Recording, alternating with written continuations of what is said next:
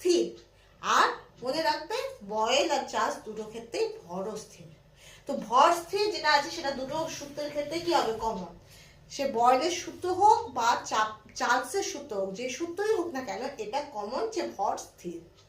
তাই এটা নিয়ে আমাদের মাথা ব্যথা নেই। মাথা ব্যথা হলো চাপ নেই।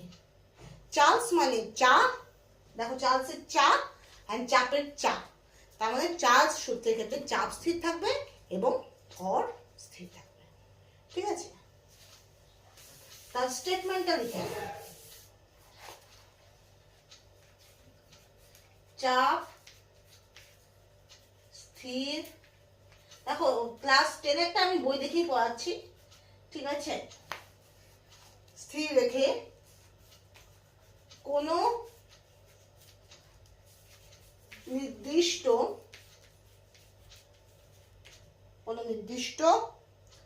ভরের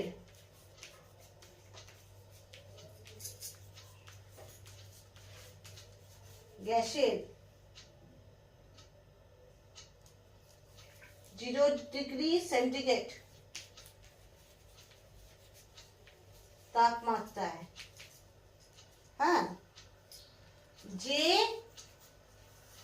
আয়তন, হবে, হ্যাঁ, যে আয়তন হয় প্রতি